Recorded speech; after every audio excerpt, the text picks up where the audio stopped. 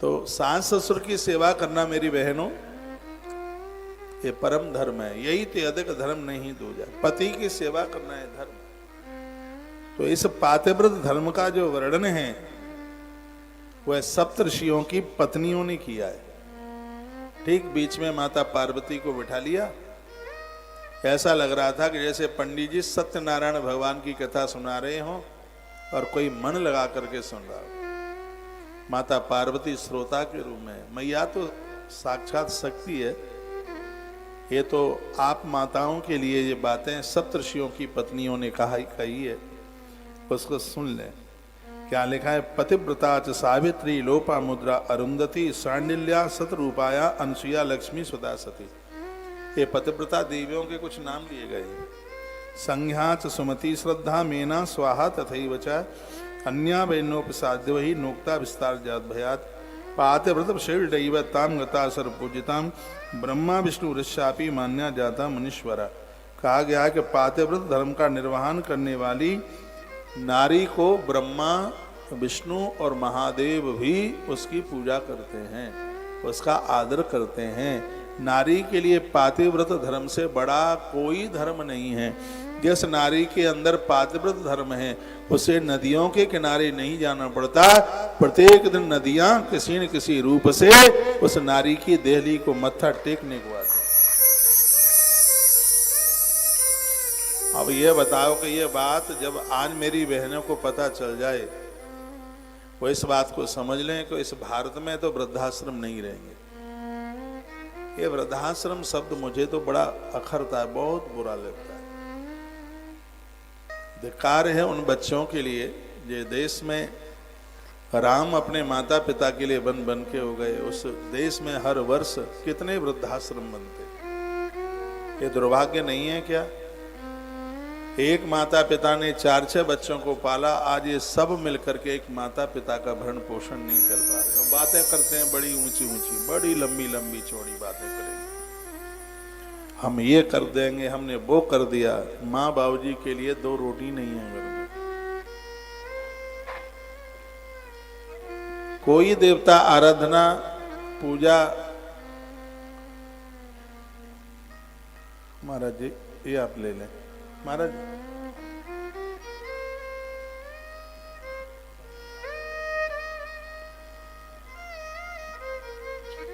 बोलिए बांके बिहारी लाल की जय। श्री हनुमान जी महाराज की जय हो। तो मेरी बहनों, मेरी माताओं, और 2 दिन की बात है। अब रोज तो मैं आपको कहने के लिए आने वाला नहीं हूं। आज का तो दिन निकल ही जाएगा। अब हमारे पास कल और परसों 2 ही दिन हैं। 2 दिन और हम आपको हैरान करे लेते हैं। आपको कभी लगता भी होगा कि ये बातें सब हमारे लिए हैं या इनके लिए भी हैं? इनके लिए भी हैं। इनके लिए मैंने 2 दिन रखे हैं ना, अभी कल का और परसों का। इनको मैं कहाँ छोड़ने वाला हूँ। हाँ, बुरा नहीं मानिएगा, बिल्कुल नहीं सोचें कि हमें ही ज़्यादा कहा गया, ग्रंथों ने हमें ही कहा गया। जो बहुत विशेष होते हैं तो प्रकृति उन्हें ही सावधान करती है। इस गोंडा नगरी में टॉकीज है कोई फिल्म की? है पिक्चर जहां लोग देखने को जाते हैं? होगी। आप लोग पिक्चर देखने को चले जाएं, कोई आपको कुछ नहीं कहेगा। यदि मैं चला जाऊं तो ये पत्रकार बंधु सब छाप देंगे। कौशिक महाराज वृंदावन से आए, 6 से 9 बजे तक का शो रात्रि को ये फिल्म देखी। पूरा इतना बड़ा तो मुंह होगा हमारा फोटो में, सब छाप देंगे। क्यों छापेंगे? इनकी गलती नहीं है। हम जैसे लोगों का विश्वास लाखों लोग करते हैं, हर क्षण हर पल करते हैं। और हम ही जैसे लोग बिगड़ जाएंगे तो फिर दुनिया का क्या होगा? इस समाज को बदलने में साधुओं का जितना सहयोग हुआ है, इन सती माताओं का भी सहयोग कम नहीं है। ये धरती सती के कंधे पर टिकी है, इसकी तपस्या पर टिकी है। जिस दिन ये सती नारी नहीं होगी उस दिन धरती अन्न नहीं उगलेगी। ये सती नारी नहीं होगी, धरती में से जल नहीं निकलेगा। हमने तो अग्नि पुराण में यहाँ तक पढ़ा है कि जिस दिन सती नारी नहीं होगी उसी दिन सूर्य देवता निकलना बंद कर देंगे। सब जगह अंधकार फैल जाएगा, आदमी खत्म हो जाएगा। ये देश को, धरती को बहुत आगे बढ़ाने में तो हमेशा हमेशा से एक बहुत बड़ा त्याग आपका रहा है। आपसे बड़ा त्यागी कोई नहीं है धरती पर, साधु भी नहीं है आपसे बढ़ के त्यागी। आपने कुटुंब खानदान यहाँ तक अपना गोत्र भी छोड़ दिया, पति के गोत्र के साथ जुड़ गई है। प्रणाम आप करती हैं, आशीर्वाद पति को मिलता है। कितना बड़ा त्याग है आपके जीवन में। तो कभी भी ग्रंथों की बात, महापुरुषों की बात कभी आप बुरा नहीं मानना। कभी ये ना कहना कि सब हमें ही बातें क्यों कही जाती है। आप इस धरती की धरोहर हैं, आप धर्म की निधि हैं, आप बहुत ज़्यादा विशेष हैं। मैं निवेदन करना चाहूँगा, आप किसी नदी के किनारे, हम आप कोई भी गए हों, लेकिन यदि हाथ में बैग है तो नहाते नहाते भी ध्यान बैग के ऊपर रखा रहता है, कोई ले ना जाए।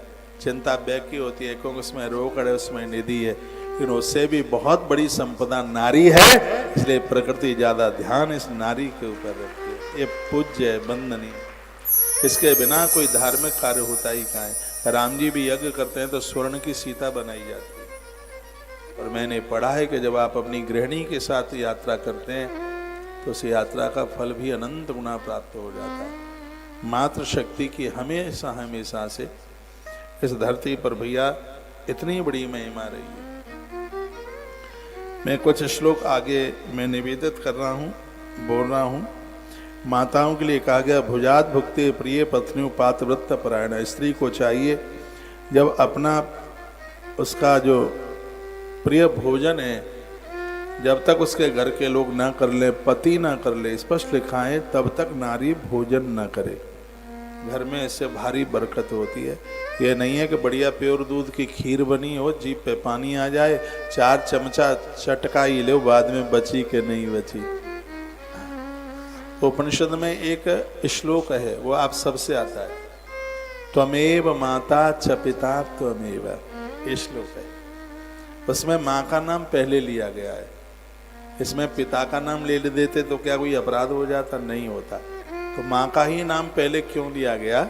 इसलिए एक ऐसी माँ ही तो है जो सबका भरण पोषण करके बच जाए तो खाती है, नहीं पानी पी के सो जाती, वह अपनी चिंता ही नहीं करती।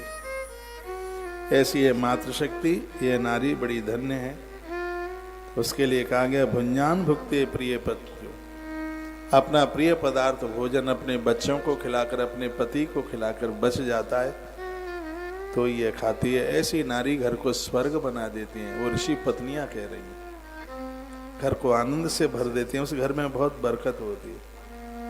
घर में पति चल करके आवे, क्या लिखा है, जब तक पति खड़ा है नारी खड़ी रहे, जब तक गुरु खड़ा है शिष्य खड़ा रहे। ये वर्णन किया गया। तिष्ठेत स्मस्य वे नारी सर्वथा सत तिष्ठति, वो नारी सती है। वो नारी पातिव्रत धर्म को जानने वाली है। पति के बैठने पर ही वो बैठती है, नहीं तो जब तक पति खड़ा है तब तक वो खड़ी रहती है। आजकल माताओं को इतना बीमारी ने घेर लिया, शरीर इतने मोटे हो गए हैं, चला जाता नहीं, शरीर सूज गया है, फूल गया है। पति नीचे बैठता है, श्रीमती कुर्सी पर या सोफे पर बैठती है। आप इसलिए मुस्कुरा रहे हैं क्योंकि आपको पता है माँ। तो ऐसा शरीर क्यों बढ़ाने में लगे आपके? शरीर फूल जाए, सूज जाए, धरती मन छोड़िए। हाँ, ऐसी चीजें बिल्कुल नहीं खाइएगा। ये चाय स्वास्थ्य के लिए बहुत हानिकारक है, बहुत हानिकारक है। गठिया का दर्द यही तो पैदा कर रही है, जिसे तुम खूब ओट ओट करके पीते। एक बार चाय गर्म करके रख दो, पूरे दिन उसी को गर्म कर करके पीते हैं, ये तो ज्यादा ही खतरनाक है। कॉफी कैंसर को पैदा करती है, चाय गठिया को पैदा करती है। इन चीजों से दूर रहिए। थोड़ा थोड़ा करके इसका अभ्यास करके इसको छोड़ें। बहुत मेरी बहनें ऐसी होती हैं कि चाय के बिना तो काम चलता ही नहीं। ये स्वास्थ्य के लिए बहुत हानिकारक है, ये ठीक नहीं है। और आप बीमार हो जाएंगे तो एक गिलास पानी भी नहीं पिलाएगा कोई आप।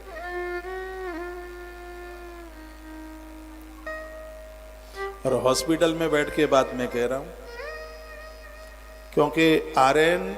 पांडे हॉस्पिटल ये धन कमाने के लिए नहीं है, ये लोगों को स्वास्थ्य देने के लिए। यहाँ लोगों को स्वास्थ्य दिया जा रहा है। यहाँ महादेव से प्रार्थना की जाती है कि आदमी इतना ठीक हो जाए कि इसको दोबारा बीमार होने की जरूरत ही ना पड़े। ऐसा है उपचार हो रहा है। मैं कोई अस्पताल का एडवर्टाइज नहीं कर रहा हूँ, मैंने यहाँ की भावनाएं देखी हैं। यहाँ भगवान से प्रार्थना की जाती है कोई बीमार ना हो। धन कमाने के तो बहुत साधन होते हैं, दवाई बेच के थोड़ी ही पैसा कमाया जा सकता है, बहुत साधन है। ये अस्पताल है ही इसलिए लोग यहाँ से स्वास्थ्य लेकर के जाएं, ठीक हो करके जाएं। तालियां कुछ ज्यादा तो नहीं बजा दी आपने?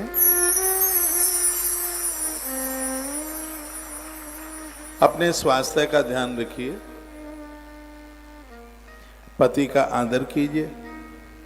बड़ा अगला श्लोक अद्भुत है। स्वाप्यात् प्रतिशा नित्यम बुध्यते प्रथमेश्वरी। पति के सो जाने पर तभी वो सोए। नारी के लिए तो बड़ा त्याग है। आधी रात्रि पर भी पति आता है तो वो खड़े होकर इंतजार प्रतीक्षा करती है। उसके सो जाने पर वह सोती है, पति के जागने पर वह जागती है। मान लिया जाए पति रात की ड्यूटी में है, आधी रात को आवे तो पति से अनुमति मांगे, आप बताइए आप मेरे लिए क्या आज्ञा देते हैं? पति ये कह दे नहीं मेरे आने से पहले तुझे सो जाना है, नहीं तबीयत खराब हो जाएगी, तो पति की आज्ञा को सिरोधार करके पति से पहले सो जाती है तो पत्नी को किसी भी प्रकार का दोष नहीं लगता।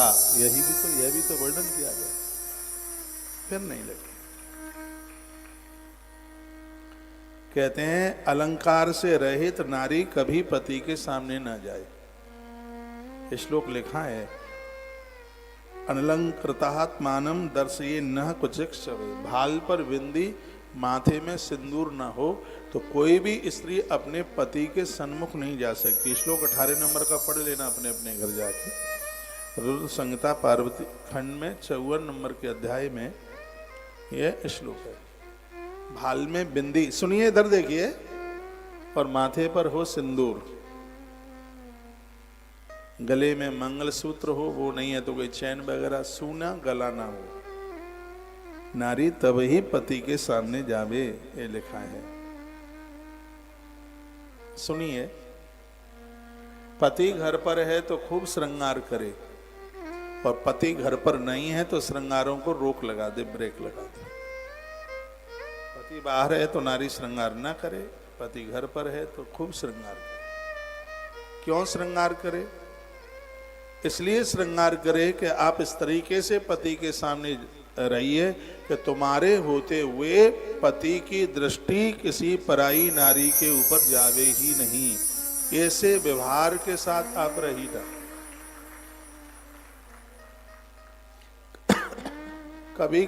कभी तो आप घर में ऐसे रहते हैं जैसे घर में झाड़ू पोंछा लगाने वाली भी सज धज के रहती होगी।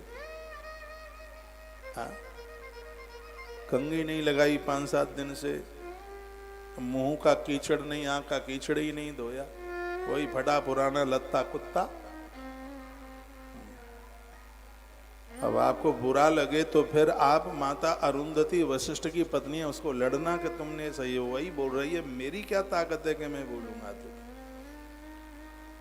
आप पति को इतना अपनी तरफ कौन कहता है कि नारी से 16 श्रृंगार आपके लिए बनाए? आपके लिए हैं ये श्रृंगार, ये सब चीजें आपके लिए। तो क्या अद्भुत बात कही है, मुझे इतना अच्छा लगा है। पति परदेश है तो श्रृंगार की जरूरत नहीं है, और पति घर पर है तो बिना श्रृंगार किए हुए नारी पति के सन्मुख ना जाए। भाल पर बिंदी हो, मांग में सिंदूर हो, कपड़ा लत्ता भी ठीक ठाक बढ़िया से हो। बाहर जाती हैं तो बड़ी सजती हैं। ये देखिए कितना उल्टा होता है। तो क्या ये सुंदरता दूसरों को दिखाने के लिए? सौंदर्य, नारी का सौंदर्य पति के लिए होता है, किसी और के लिए नहीं। बाहर जाते हैं तो खूब सजते हैं, इतना सजते हैं कि मुंह पोतने में 25,000 रुपया लगता है, डेकोरेशन करने में। क्या बोलते हैं, ब्यूटी पार्लर। और घर में तो बस पूछिए ही नहीं। तो ये श्लोक एक बार फिर बोल रहा हूं, अनलंकृतमात्मानम, क्योंकि मैं श्लोक नहीं बोलूंगा तो आप मुझे घेर लेंगे 6 बजे के बाद। क्या बोल गए, पत्रकार तो छोड़ेंगे ही नहीं बिना घेरे। तो ये श्लोक लिखा है, 18 नंबर का श्लोक है। अनलंकृतात्मानम दर्शये न कुचिक्षवे। नारी बिना श्रृंगार के पति के सन्मुख ना जाए।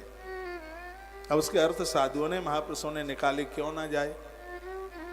तो उसमें फिर ये सब बातें बताई हैं कि नारी सौंदर्य के साथ पति के सामने, पति के अंदर उसके प्रति आकर्षण बढ़ता है। और जो नारी अपने पति को धर्म के ऊपर खड़ा रखती है हर प्रकार से, उसी नारी को धर्म पत्नी के नाम से जाना जाता है। हर प्रकार से पति को धर्म की सड़क पर खड़ा कर दे, धर्म के रास्ते पर खड़ा कर दे। पति परदेश चला गया है तो कभी भी उसको बहुत श्रृंगारों की जरूरत नहीं। ऐसा नहीं है कि वो मंगलसूत्र ना पहने, बिंदी ना लगाए, भाल में सिंदूर ना लगाए, ऐसा नहीं है। हाँ, पति परदेश है तो कोई बहुत ज्यादा श्रृंगार करने की जरूरत नहीं है। अगली बात बताई, पत्र नाम न गृहणात कदाचन पतिव्रता। पतिव्रता नारी को चाहिए कि धोखे में भी वो अपने पति का नाम ना ले। हाँ, डॉक्टर साहब पर्चा बना रहे हैं तो वहां तो लेना ही पड़ेगा, वैसे बातों ही बातों में नहीं कहे रामू कहाँ हो तुम, रामू कहाँ हो तुम, रामू आए नहीं। किसी देवी के पति का नाम था रामू, तो दिन भर रामू रामू रामू, और ऐसे रामू रामू बोले। हमारे यहाँ तो कोई ऐसे ड्राइवर का भी नाम ना ले। तो पति का नाम लेना भी हमारे यहाँ, हमारी संस्कृति में मर्यादा के खिलाफ लिखा है ना, पत्र नाम न गृह्यात। बातों ही बातों में पति का नाम बिल्कुल भी ना ले। पतिव्रता स्त्री को चाहिए कि वह पति का नाम कभी ना ले, इसमें तो लिखा है। और मान लिया जाए किसी के पति का नाम राम है, तो पति का नाम समझ करके राम नहीं, माता कौशल्या के बेटे का नाम राम समझ करके वो भगवान का नाम। किसी के पति का नाम गोपाल है, मधुसूदन है, केशव है, तो भगवान का नाम समझ करके वो नाम लेती है। बहुत माताओं ने राम का नाम लेना बंद कर दिया है क्योंकि उनके पति का नाम है राम, इसलिए। बहुत कृष्ण नहीं कहती, कृष्ण नहीं कहती, क्यों? घर वाले का नाम है कृष्ण, श्री कृष्ण।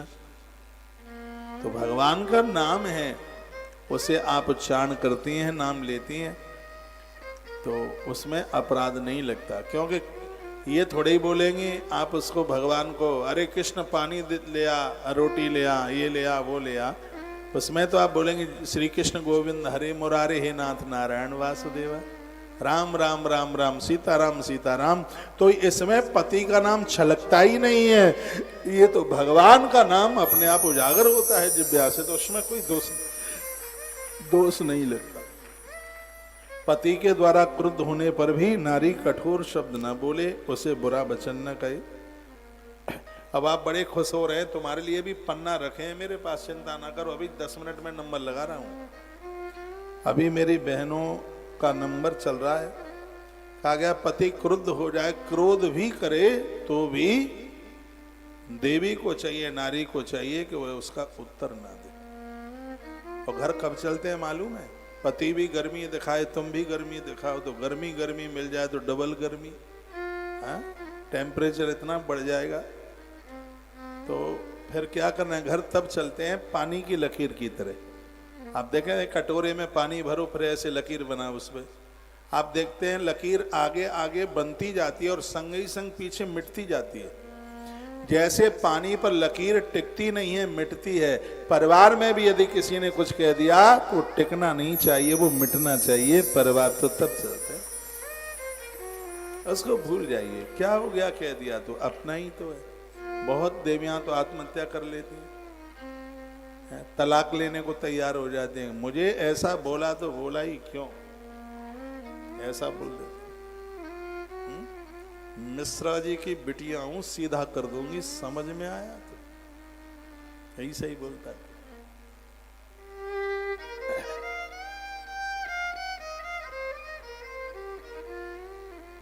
आकृष्टापिन चाक्रोशु प्रसीदे ताड़ि तापिचा।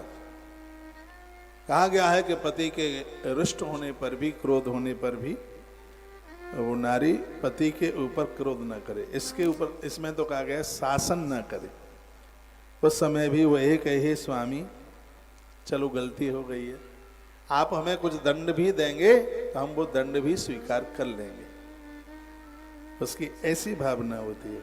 अन्यथा मित च ब्रूया स्वामिन्नति कृपाम कुरु। आप हमसे रूठिए मत, आपकी कृपा हमारे ऊपर बनी रहे। मैं अपने पिता का घर छोड़कर आपके ही तो बलबूते में चली आई, आप ही हमसे रुष्ट हो जाएंगे, आप ही हमसे अलग हो जाएंगे, तो हमें संभालने वाला कौन होगा। यहाँ समाज बैठा है, मैं कहूँगा पत्नी से पति हरा भरा लगता है और पति से पत्नी खड़ी रहती है। पिता का भी उतना भरोसा नहीं होता, भाई भाभी का भी उतना भरोसा नहीं होता जितना कि नारी को पति के ऊपर बहुत भारी भरोसा है। पति के सहारे वो खड़ी रहती है। रामायण में एक बड़ी सुंदर कथा आती है, केवट की नाव से जब भगवान आगे बढ़े तक पेड़ के नीचे बैठ गए। लक्ष्मण पानी लेने को चले गए। सीता मैया ने कहा कि प्रभु आप देखो ये बेल कितनी बड़भाग्नी है, ये इस वृक्ष के सहारे खड़ी है। तो राम जी ने कहा ये पेड़ कितना भाग्यशाली है कि इस बेल के द्वारा हरा भरा दिख रहा है। इसका अर्थ आप समझ रहे हैं। सीता माता ने कहा कि मैं कितनी बड़भाग्नी हूं, प्रभु राम जी के सहारे में खड़ी हूं। राम ने कहा मैं कितना भाग्यशाली हूं, जानकी के द्वारा मैं हरा भरा दिखाई दे रहा हूं। ये ग्रंथों में से बातें पकड़ ली जाएं तो घर कभी बिखरेंगे। फिर मेरी बहनें भी कह देती हैं तुम कमाते हो 10,000, मैं कमाती हूँ 35,000, तुमसे कोई कम हूँ क्या किसी चीज में। तो फिर वहां तो फिर झगड़ ही है, वहां तो फिर लड़ाई ही है। दोनों एक दूसरे का सम्मान करते हुए परिवार तब चलते हैं जब कमियां नहीं देखी जाती, गुणवत्ताएं देखी जाती हैं। ज्यादातर ऐसे कमियां देखी जाती हैं, तुम ऐसे हो, तुम वैसे हो, मेरा क्या भाग्य फूट गया, मेरा बाप पटक के चला गया, कौन तुम्हारा करता शीशे में मुंह तो देख लो, क्या तुम हमारे ही लायक थे।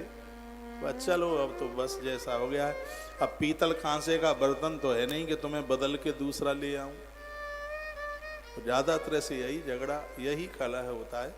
और घर का कलह कभी ठीक नहीं है। कई माता ने घर में कलह किया, अयोध्या का अन्नदाता चला गया। उस घर की समृद्धियां खत्म हो जाती हैं और कंगाली बढ़ जाती है। जहाँ घर में झगड़े होते हैं, कलह होता है। जहाँ सुमत तहाँ संपत्ति नाना, जहाँ कुमत तहाँ विपत्ति निधाना। जहाँ मन ही नहीं मिलेंगे तो वहाँ तो फिर विपत्ति है, दिक्कत परेशानी है। विवाह किया है आपने बड़े हर्षित होकर, जिस दिन माला एक दूसरे के गले में डाल रहे थे उस दिन तो आप लक्ष्मी नारायण से भी ज्यादा खुश दिखाई दे रहे थे। तो अब क्या हो गया। उस खुशी को बरकरार बनाए रखिए, एक दूसरे का साथ दीजिए, तुम्हें दोनों एक दूसरे की जरूरत हो। तुम्हारे द्वारा इस धरा पर कुछ अद्भुत होने वाला है।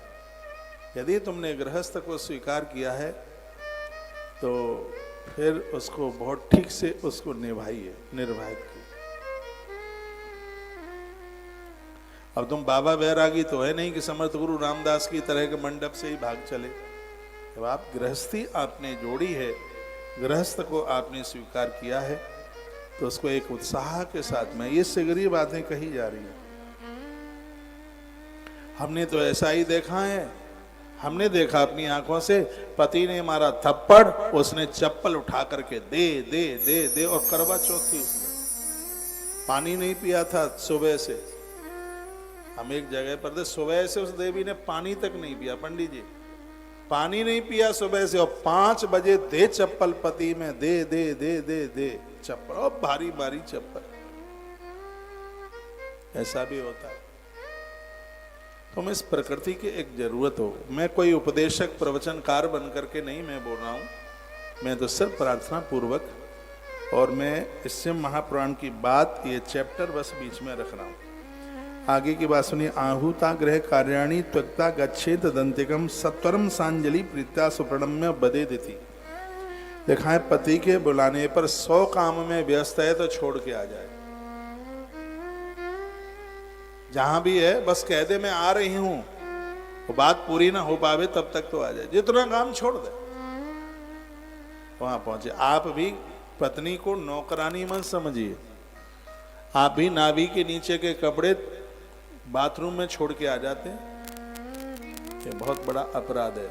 और आप इस गौणार्ध गोंडा की धरती पर इस कथा को सुन रहे हैं, कि जितने भी मर्द बैठे हैं यहाँ, आज ये संकल्प लेकर हम अपना अंडरवियर कभी भी हम बाथरूम में नहीं छोड़ेंगे। मेरे गुरुजी ने ये बात कही है कि उन लोगों के कितने पुण्य क्षीण होते हैं जो अपना अधो वस्त्र उसे कहते हैं जिसे कोई देख तक ना पाए, ये अपने हाथों से, हमारा कौपीन, हमारी लंगोटी शायद आज तक कोई धो पाया हो। जब से शुद्ध संभालते हैं तब से लेकर अभी तक, हमारे गुरुकुल के बच्चों को पूछ लेना। तो हमने आप लोगों के, मैं कभी भी आपके घर आ सकता हूं, आप जितने भी बैठे हैं, क्योंकि हमें बुलाने में कोई रुपया नहीं लगता, कोई पैसा नहीं लगता। मुंह उठाए और हम तो चले गए, क्योंकि सबके घर हमारे अपने घर हैं, सबके घर हमारे अपने घर हैं। और किसी भी घर में आ गए तो हम आपका मंदिर देखेंगे, रसोई देखेंगे और बाथरूम जरूर देखेंगे। बाथरूम से संस्कारों का पता लगता है, मंदिर से धार्मिकता का पता लगता है और रसोई से स्वभाव का पता लगता है। रसोई में जैसा अन्न होगा स्वभाव वैसा ही बन जाएगा। इन तीनों चीजों को हम देखेंगे। रसोई में पुराना चावल, पुराना गुड़, पुरानी चीजें हो। आदमी इतना कंजूस हो गया, बाथरूम की चीजें बढ़ गई हैं। साबुन 35 तरह के नहाने को, लीपा पोती के ट्यूब 150 तरह के वहां पर रखे हुए हैं। लेकिन रसोई में गुड़ नहीं है, रसोई में दूध नहीं है, छाछ नहीं है, मट्ठा नहीं है। आप मुस्कुरा रहे हैं क्योंकि उसी पंक्ति में से हो सकता है कुछ आप भी बैठे होंगे। पूछिए आपकी रसोई में दूध, मट्ठा, छाछ, दही, बेसन, ये चीजें हैं जो रसोई में बहुत ज्यादा जरूरी है, वो चीजें तो कम हो रही हैं। बाथरूम के सामान बढ़ रहे, बाथरूम का सामान कम करो और रसोई का सामान बढ़ाओ। पुराना चावल, पुराना गुड़, पुराना घी, ये डालडा को बंद करो, रिफाइंड बंद करो। ये रिफाइंड बहुत खतरनाक है और रिफाइंड को डढेला करके जलाकर बार जलाते हैं, बहुत नुकसान करता है। आयोडीन नमक बहुत नुकसान करता है। हम लोगों ने 27-28 साल से ये समुद्री आयोडीन नमक नहीं खाया, 25 साल से लाल मिर्च नहीं खाई बिल्कुल भी, तो उसका फायदा भी मिल रहा है। ऐसा नहीं है कि उसका फायदा नहीं मिल रहा। ठीक है, सेंधा नमक थोड़ा महंगा आएगा, स्वास्थ्य के लिए बड़ा लाभदायक है। अपनी रसोई की चीजें बढ़ाइए। कंगाली रसोई की चीजें बढ़ाने से आएगी, ऐसा कभी हो नहीं सकता। व्यक्ति उत्पाती बनेगा, व्यसनी बनेगा, शराब के ढक्कन खोलेगा तो गरीबी आएगी। खाने पीने से कभी कोई कमी नहीं आती है। बाथरूम से घर के संस्कारों का पता चलता है। बासवेस ने इतना गंदा है, थूक थूक करके भर दिया है, वो मग्गा घूम रहा है, टॉयलेट के चक्कर लगा रहा है। ज्यादातर ऐसे अंडरवियर पड़ा है 3 दिन का, वो पड़ा है पानी में गल रहा है। ये आज की कथा में ये मेरी प्रार्थना है कि आप अपना अधो वस्त्र, नाभि के नीचे का कपड़ा अपने हाथों से, मैं कोई आदेश नहीं कर रहा हूं, मैं ग्रंथ की बात आपको निवेदित कर रहा हूं। कोई तो बात होगी जब उसका विरोध किया, हाँ, जब साधु ने ये कहा है तो जरूर कोई बात होगी उसके तो। पत्नी नौकरानी नहीं है, इसको आप नौकरानी न समझ लेना।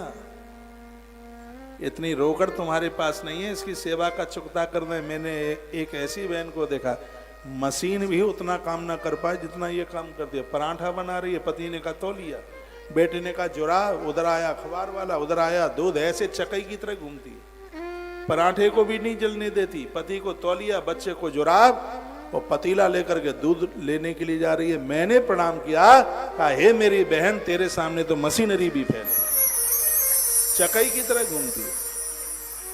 हफ्ते में एक दिन तुम्हें छुट्टी मिल जाती है, संडे सैटरडे की छुट्टी मिल जाती होगी, इसको तो उस दिन और ज्यादा काम बढ़ जाता है। सब लोग इसको मीनू बना के देते हैं। कोई दाल बाफले मांगेगा, कोई मंगोड़े के साथ चटनी मांगेगा, हाँ, कोई भुजिया मांगेगा, सबका मीनू। रात को 11 बज जाते हैं सबके मीनू पूरे करते करते, 11 बजे तक सबको लगी है जिमाने में। एक बंदा घर में ऐसा नहीं होता जो ये पूछ ले कि माँ तूने, बेटा ये भी पूछ ले माँ तूने भी कुछ खा लिया है, तू भी खा ले। बचा नहीं रसोई में, क्या कहते बेटा मैंने आज 5 बजे खा लिया था इसलिए भूख नहीं लगी है। ये है मेरी मात शक्ति का इतिहास, तू ही है। इसलिए इस देश का नाम भारत माता है। हम भाग्यशाली हैं, हमारा देश माँ से जुड़ा है। कोई नहीं कहता जापान माता की जय, का अमेरिका माता की जय, का इंडोनेशिया माता की जय, सगरे विदेशी कहते हैं भारत माता की जय है। ये भारत का गौरव है, हमारी संस्कृति माता से जुड़ी है। यहाँ कोई श्याम राधे नहीं, यहाँ राधे श्याम कहते हैं। यहाँ लोग राम सीता नहीं, यहाँ सीता राम कहते हैं। यहाँ लोग शंकर गौरी नहीं, यहाँ लोग गौरी शंकर कहते हैं। इतिहास भारत का अद्भुत है। इन माताओं ने ये धरती का इतना महत्व बढ़ा दिया है।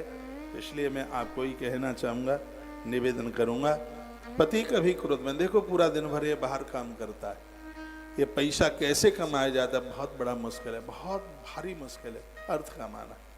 कितने लोगों से जूझता है, कितनों की सुनता है, बॉस की सुनता है, ग्राहक की सुनता है। ग्राहक भी अकड़ में बात करता है, क्या तुमने लूट मार मचा रखी है, ये कोई चीज है, वहां इतने की मिल रही थी, तुमने इसमें मिला, कितना सुनता है। बच्चों के लिए, पत्नी के लिए, परिवार के लिए, नहीं उसको क्या गर्ज पड़ी है, वो तो लंगोटी कमंडल लेकर हरिद्वार चला जाता है। ये परिवार के लिए वो सबकी सुनता है। दुनिया उसका मूड खा लेती है, पूरा दिन उसे हो जाता है, कभी कभी तो उसकी आंख में आंसू आ जाते हैं। और जब इतनी मेहनत करके घर में घुसता है, उसी समय तुम लड़ने को तैयार हो जाते हैं, उसी समय सामान का चिट्ठा दे देते हैं और ऐसे बोलते हैं, सब्जी मंडी की तरफ से आए थे, 2 किलो आलू नहीं ला सकते थे। उसको ऐसे भी तो बोल सकते हैं, साहब आप उधर से आए थे, रसोई में आलू नहीं था, यदि आप आलू ले आते तो बड़ा अच्छा होता, पर कोई बात नहीं है, कल ले आना, ये भी तो बोल सकते हैं। आपकी जगह पर मैं पत्नी होती किसी की तो मैं तो ऐसे ही बोलती है? घर का माहौल, घर का साम्राज्य आपके हाथ। ये माता पार्वती को सिखाया जा रहा है। मैं तो आपको निवेदन कर रहा हूं, मेरी ये हैसियत नहीं है कि मैं आपको कुछ सिखा सकूं। वो सप्तऋषि की जो देवियां हैं, ये जितने मैं श्लोक पढ़ रहा हूं, ये माता पार्वती के सामने कहे जा रहे हैं। वो माता पार्वती तो जगन माता है, उसके लिए क्या जरूरत है? ये तो धरती की माताओं के लिए संबोधन किया गया। हमारे ग्रंथों में ये बातें कही गई हैं। इसमें लिखा है कि पति को कभी क्रोध भी आ जाता है तो तुम्हें लाड़ भी तो बहुत करता है, तुम्हें स्नेह भी तो बहुत करता है, क्या हो गया है? एक बार दूध में क्रोध दूध में उफान आ गया तो क्या हुआ? वो दूध हमारी भूख भी तो मिटाता है, हमें पौष्टिकता भी तो देता है। पति को क्रोध आ गया और तुम उठा करके थैला पियर चल पड़ी, अब तो हमें इस घर में रहना ही नहीं है, खबरदार यदि हमसे बात करी तो देखो सब तार तार हो गया। तो यहां कहा गया, आहुता गृह कार्याणी त्वक्ता गच्छे तदंतिकम, पति के बुलाने पर आ जावे। पति यदि कुछ क्रोध में कह भी दे तो उनको अपना ही मान करके जवाब ना दे। लिखा है, बहा कमाल की बात।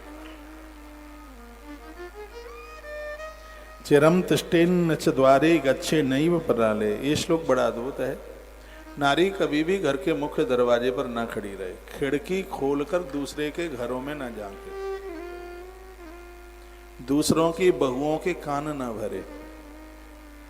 एक बार बुआ आई थी किसी के घर में और भतीजी की बहू के ऐसे, बुआएं ऐसा क्यों करती है? बुआ गई, बुआ की वो उसको भाभी से बनती नहीं थी तो बदला लेना चाहती थी, तो बहू आ गई पकड़ में, तो उसके कान में, तेरी ये सास ऐसी है, इसने ऐसे चौपट कर दिया है और तेरी माँ को तो इतनी गालियां देती है, मेरे तो सिर में दर्द हो जाता है, क्या बताऊं, तू तो क्या है?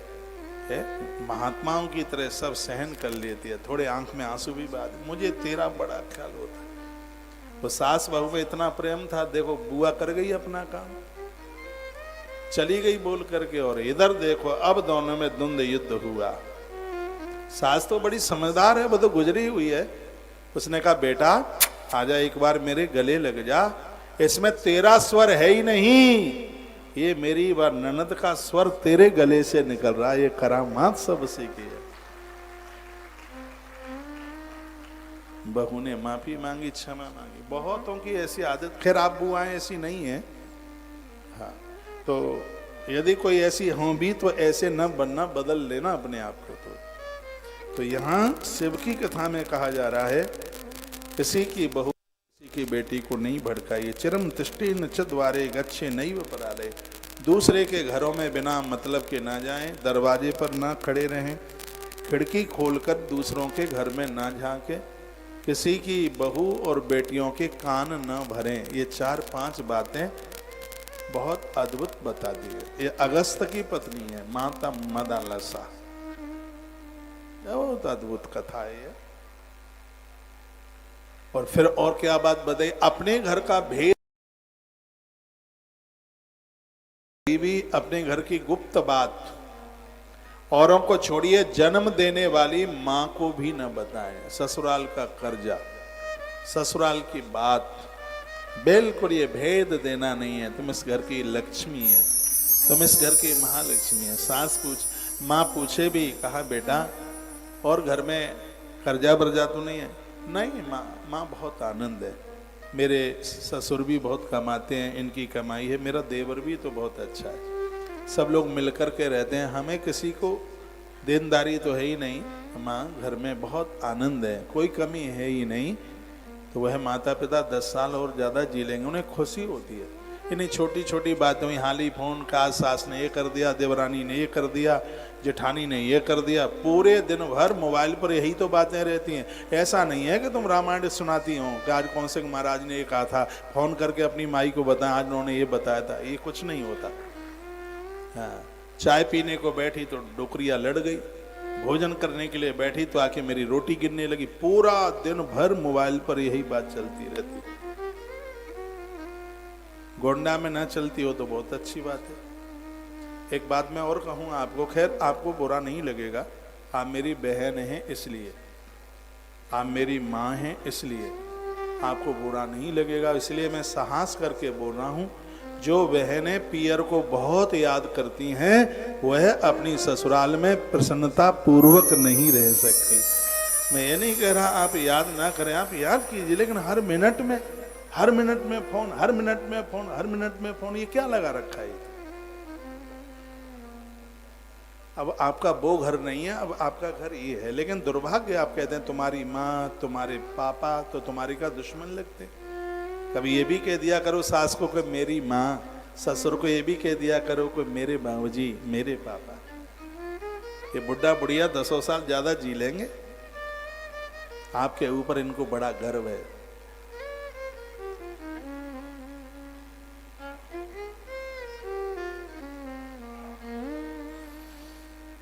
आगे की कुछ बातें, दूसरे के घर में न झांके, अपने घर का भेद, अपनी ससुराल की बात किसी को ना बताएं। ससुराल का सामान अपने पियर ना भेजे। ऐसा नहीं है अचार बहुत बढ़िया बना है, गई पियर तो एक डिब्बा डाली ले, मम्मी पापा के काम नहीं आएगा तो भतीजे भाभी के तो काम आ जाएगा। होता है। कभी भी ससुराल की चीज भूल से भी पियर नहीं भेजिएगा। इसमें माता पिता का उद्धार नहीं है, उसमें उनका अकल्याण हो जाएगा। आजकल ज्यादा धरोहर वहीं रहती है, पियर में ही रहती है।